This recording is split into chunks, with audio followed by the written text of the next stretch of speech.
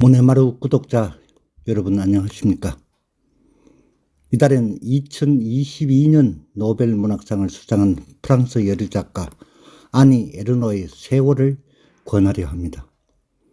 아니 에르노는 사적 기억의 권한과 소외, 집단적 구속의 함수관계를 용기 있게 그리고 임상적 예리함으로 파헤친 공로로 노벨 문학상을 받았습니다.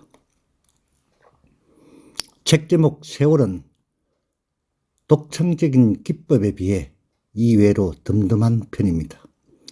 그러나 조금만 곰곰이 들었다 보면 세월은 그리 덤덤한 단어가 아닙니다. 세월은 세 가지의 뜻을 품고 있습니다. 흘러가는 시간, 지내는 형편이나 사정 또는 그런 재미, 살아가는 세상이란 의미가 그것입니다.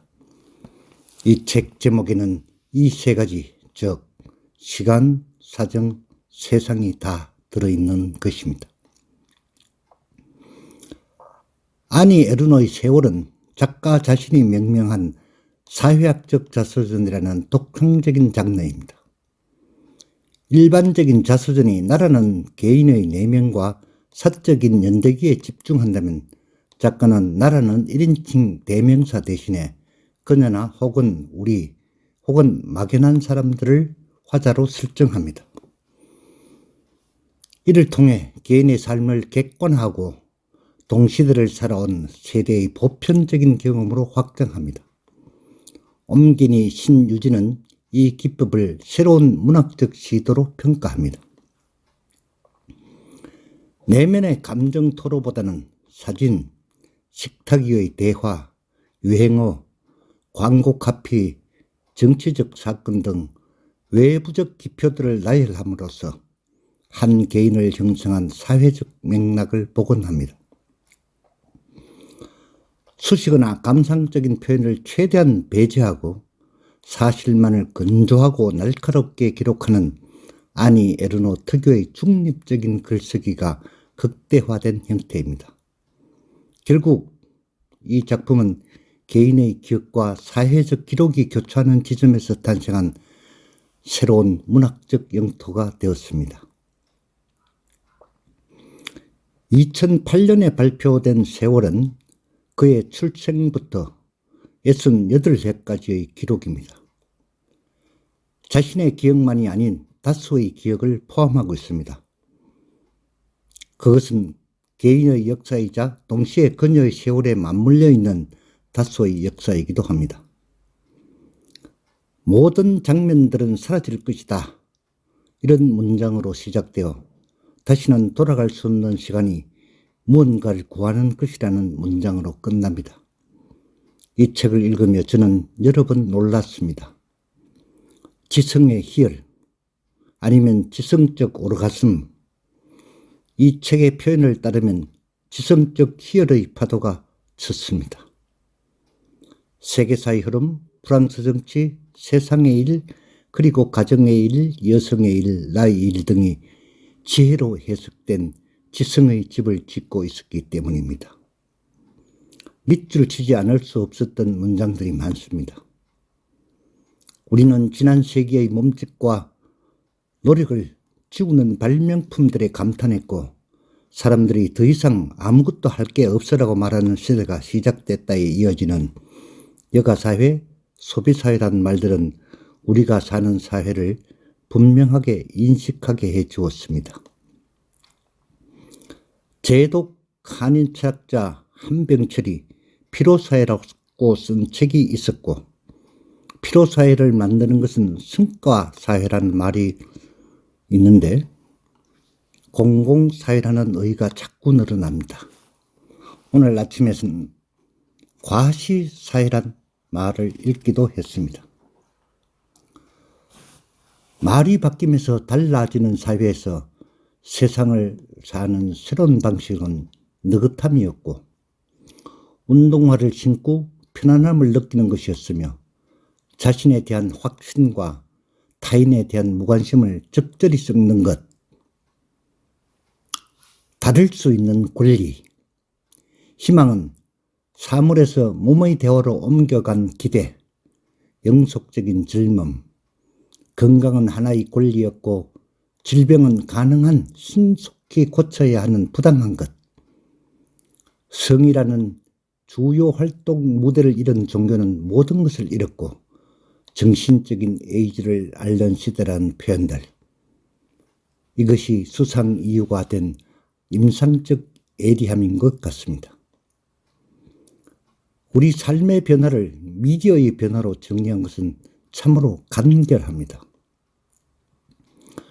트랜지스터 라디오의 기쁨은 혼자이지 않으면서 혼자 있을 수 있는 세상으로 다양성과 소리를 자기 마음대로 소유할 수 있는 낯선 유의 것이 되었고, TV는 모두에게 저렴한 값으로 곧바로 오락거리를 제공해 줬고, 컴퓨터를 다루는 것은 모던함에 이른 상위 계급, 다른 새로운 진영을 의미한다고 했습니다. 이 책이 쓰여진 후에 나온 AI 활용은 그야말로 새로운 지능이 되지 않았습니까? 우리는 정보들과 전문성, 모든 것의 과잉 속에 살았고, 광고는 어떻게 살아야 하고 어떻게 행동해야 하며 어떻게 기구를 갖춰야 하는지 보여주는 이 사회의 문화적인 코치였다는 말들은 느슨한 의식을 조여줍니다. 세상은 지구온난화, 해빙, 벌들의 죽음으로 실패를 향해 직진하고 있어 자연의 신비로운 복수에 직면한 우리는 욕망의 끝까지 갔고 벌을 받았다고 한 것이나, 계절의 냄새를 손으로 잡아온 노화와 관련된 표현은 너무나 적확해서 소름 끼칩니다.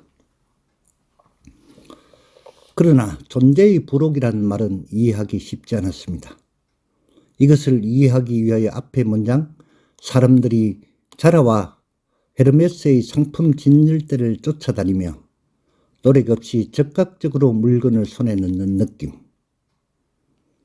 존재의 부록, 바로 그것이었다를 여러 번 읽었습니다. 다시 이 문장 앞의 한 단락을 읽었습니다. 오래전에는 첫 번째 선글라스가, 나중에는 미니스커트의 나팔바지가 그랬듯이 새 사람이 된 것 같은 착각을 일으키는 부츠 한 켤레에 굴복하고 말았다. 소유 그 이상이었다를 여러 번 읽으니 어렴풋이 짐작됩니다. 거대한 시대의 흐름 속에 불연속적으로 존재하는 사소한 기억과 일상이란 의미로 해석하면 될 듯하기도 합니다. 1940년대 출생의 작가가 본 세상은 한국과 프랑스라는 간극이 있지만 크게 다르지 않습니다. 우리들의 노화와 세상의 걸음은 서로 반대 방향을 향하고 있었다 해서 보여주듯, 아이들은 우리의 지식이 더 이상 그들의 것만큼 세상과 조화를 이루지 못한다는 확신을 내보였다고 했습니다. 따라서 모든 어른은 모두 어른이 되고 싶었으나 이제 어른이 될 수 없다는 슬픈 사실을 전해주기도 합니다. 몽또아조 요양원 현관에서 오후 내내 잠옷과 슬리퍼를 신고 방문객들에게 전화번호가 적힌 더러운 종이를 내밀면서 아들에게 전화를 걸어달라고 부탁하며 울던 남자라는 문장이 이 책의 마지막 쪽에 얹혀 있습니다.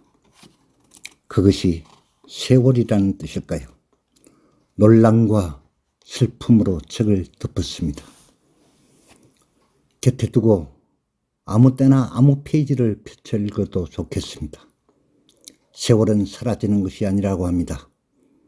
사라지는 것 같이 보이지만 그것들은 우리들의 의식 속에 차곡차곡 쌓여지고 있다고 합니다. 세월을 어떻게 보내야 할지를 알려주는 것 같습니다. 계절의 여왕 5월이 세월 속에 찬란하게 감기고 있습니다. 문모하게 기로 읽는 명작이었습니다.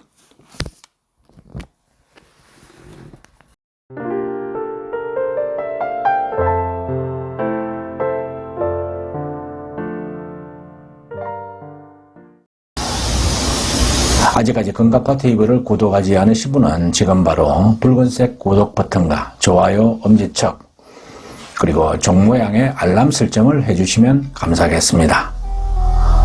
끝까지 시청해 주셔서 고맙습니다.